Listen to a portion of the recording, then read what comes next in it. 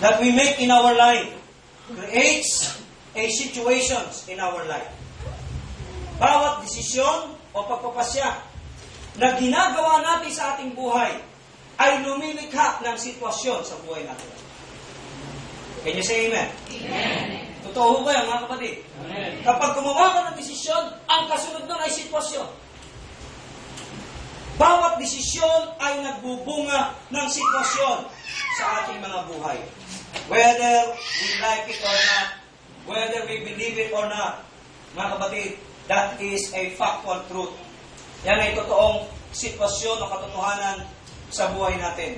Every situations that we will have in our life will be determined by the decision that we will make. Ang mga sitwasyon na magiging kalakayan natin sa buhay ay nakatadhana sa desisyon na gagawin natin. Hello? Amen. Yung sitwasyon na mangyayari sa iyo in the future ay nakasalalay sa desisyon mo sa kasalukuyan na gagawin. Amen? Amen. Our decisions in life will determine God's actions upon our life. Kung ano decision mo sa buhay mo, yun ang magiging pagkilos ng Diyos. Hindi pa pwedeng kumilos ang Diyos sa buhay natin nang wala tayong kapahintulutan. Nang hindi kasangguni ang ating kalooban.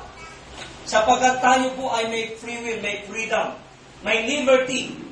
Na yung liberty na yan, kahit alam ng Diyos na si Adan at Eva sa halamanan ng Eden ay magkakasala sa Kanya, hindi niya inawat, hop, hop, hop, hop, aalis ako kayo ng kalayaan, karapatan sa oras na ito para hindi kayo magkasala.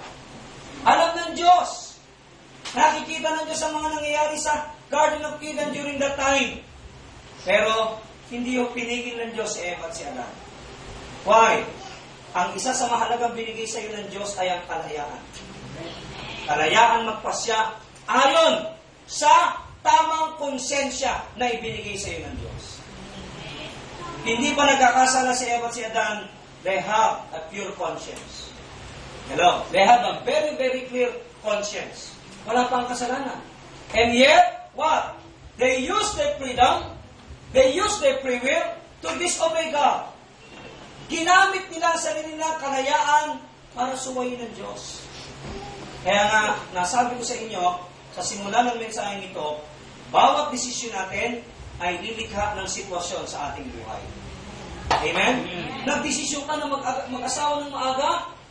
Well, suffer the consequences ng pag-aasawa ng maaga. Hello? Nagdesisyon ka na hindi na mag-aral kundi magtrabaho? Well, suffer the consequences ng iyong desisyon. Amen? Nagdesisyon ka na mag-abroad? Well, suffer the consequences. Depende po ang resulta sa kung tama ang desisyon natin o mali. Amen po ba? If our decision is right, then the consequences, the circumstances na lilikhain ito ay maganda rin. Mabuti rin. Amen po ba? Nagdesisyon ka mag-asawa ng matanda na ikaw ay 65 years old na, retirado ka na sa lahat, suffer the consequence. Pag-aampong ka na lang talaga. Diba? Nag-asawa ka naman ng maaga, suffer the consequences, makapag-aanak ka ng 12. Kasi, amen. Kahit ganun din po sa desisyon ng pagpili ng mga kasama, kaibigan, companions, hello, mga dabar cards, friendster, no? Kaya nga tama yung patalasa sa GMA Think before you click. Hindi pwedeng add ka ng add ng mga tao sa iyong Facebook. You have what? To evaluate or browse the background. Ako, kahit na minsan nagpapa-add sa akin nasa religious, at tinitignan ko pa rin. Pag hindi ko to, never. Kahit nasa religious group pa siya. Sabi mo sa atay mo, think before you click. Lapakan mo natin sila. Sa mga sitwasyon natin sa buhay, sa mga nangyayari sa atin, wala ibang pwedeng sisihin kundi ikaw. Dahil lahat ng desisyon, lahat ng sitwasyon sa buhay mo, bunga ng iyong sariling desisyon. Hello? Kung ano ka ngayon, bunga na yung desisyon sa nakaraan. Intindihan po ba natin? Kaya nga pinag-iisip tayo ng Diyos ng mabuti. Are you still with me? Yes. So our decisions in life will determine God's actions upon our life. Kung ano ang desisyon mo sa buhay mo, yun ang magiging pagkilos, paggalaw ng Diyos sa buhay mo. Nagdesisyon ka, Lord, I offer my life to you. Ano magiging pagkilos ng Diyos sa iyo? Gagamitin ka ng Diyos. Tama po ba? Lord, I surrender to you my life. I quit to these vices. Sinusuko ko na sa ito mga vision nito. Sinusuko ko sa iyo ang buhay ko. Yun ang magiging pagkilos ng Diyos sa atin. Hello? Hindi ka nagbabasa ng Biblia, hindi ka nagpe-pray. Madalang ka pa sa susoho kung lumitaw sa simbahan, sa church. Ano magiging pagkilos ng Diyos sa iyo? Di wala rin. Hello? Minsan ang naghahatid sa atin, tingnan niyo yung prodigal son. Makinig kayo mabuti. Tingnan niyo yung prodigal son. Ang prodigal son, ang naghatid sa kanya pabalik sa kanyang ama ay ang matinding kahirapan. Na halos pati pagkain ng baboy, kinakain niya na. Pero salamat, may natitira pa rin konting matinong kaisipan sa kanya. Dahil sabi ng Bible, when he came to his senses, nung magbalik siya sa tamang kaisipan, naisip-isip niya, mabuti pa ang mga katulong sa bahay ng aking ama, na kahit sila'y katulong, masarap ang kanilang kinakain. Mabuti ang kanilang kalagayan. Ako, anak ako, nagsasabi ako ng ganito, I must go back to my father. And I will say to my father, Father, I have sinned before God and before you. Dahil ang Diyos ay Diyos na Ama para sa atin. Pagbalik ng anak, walang negative na sinabi yung tatay. Kundi ibigay ang mga nawala, ibinalik agad.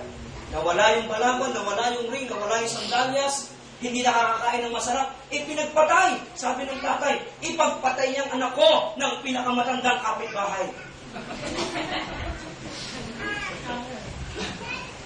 You see, alam niyo ang Diyos, hindi siya nagkukondena. Kapag lumapit ka sa Kanya, hindi ka niya kukondenahin kahit ano pa nakaraan mo, kahit ano pang nagtama. Kung totoo ka nagsisisi at nagbabalik ko. Amen? Palapakan natin. Mga magulang, yan na nga ba sinasabi ko sa iyo, anak? Wala kang bilib sa tatay mo eh. Ginanon ba ng Diyos yung tatay, yung prodigal son? Hindi eh. Di ba? Kasi way of condemnation din yun eh. Para pinapakita mong matuwid ka, no? At kaya nagbalik loob sa iyo ang anak mo kasi alam niyang matuwid ang sinabi mo. Hello? Alam niya na yun. Ngayon kung sasabihin mo pa sa kanya yun, that is indirectly condemning the prodigal son. Kaya hindi ginawa ng Diyos yun. Restoration. Amen? Reconciliation. No more condemnation. Sabi natin, no condemnation. You see, nagpapabaya tayo sa buhay Kristiyano. That's your decision. Ano magiging pagkilos ng Diyos sa atin? Ang kaaway ang kikilos sa atin. Yun ang tiyak doon, mga kapatid. Amen? Amen? So our decisions in life will determine God's actions upon our life. Mga kapatid, every time we hear the name of Jonah, sino na sa inyo nakarinig ng pangalan Jonah? Yung talagang matagal niya na itong narinig. O sa Tagalog ay Jonas. Okay, Jonas. Every time people heard about the name Jonah, the first thing that comes into their minds is this. Jonah. Si Jonah yung kinain ng malaking isda. Si Jonah yung nilunok ng balyena. Tama ba? Tama naman po eh. Pero hindi po yun ang mahalagang bagay na dapat natin maisip agad kapag binanggit ang pangalan Jonah. Dapat maisip natin, si Jonah. Si Jonah, yan yung sumuway sa Diyos ng tuwiran. Kaya kinain ng balyena. Hindi yung, si Jonah kinain ng balyena. We miss the important part of his life. Whenever we hear the name of Jonah, dapat maisip natin, si Jonah ay tuwiran, sumuway sa Diyos. Amen? Yung pagkain sa kanya ng balyena, resulta ng kanyang desisyon. Hello? Hello? Kakainin Manginginim ba malulunok ba si Jonah ng balyena kung hindi siya nagdesisyon ng salungat sa direksyon ng Diyos? Ang sabi sa kanya ng Diyos, go to the right. He go to the left. 100% opposite to God's direction. Sabi ng Diyos, go to Nineveh. Saan siya nagpunta? Sa Italy. Sa Tarsus, sa Turkey. Ngayon, Turkey ngayon ito. Itong Tarsis, ito yung Turkey ngayon sa panahon natin. Okay? Naintindihan natin? We tend to forget the most important thing in Jonah's life. Why he was swallowed by a big fish. He deliberately disobeyed God. That is why his situations in life becomes worse and dangerous for a while. Makinig po tayo mabuti. Minsan ng buhay natin, kahit Kristiyano tayo, ang sitwasyon natin ay nagiging worse at nagiging mapanganib. It's just for a while. Sa buhay ni Jonah, naging worse and dangerous ang kanyang buhay for a while because finally, he obeyed God. Sumunod pa rin siya sa Diyos. But listen, kung hindi sumunod si Jonah sa Diyos, nagpatuloy siya sa kanyang pagsuway sa Diyos, his life will be worse comes to worse. Lalala ng lalala. Sasama ng sasama. Panganib at lalong magiging mapanganib. Ngayong umaga, mga kapatid, nais kong dalhin sa inyo ang isang mensahe na binigyan ko ng pamagat. Remove the Jonah in your life.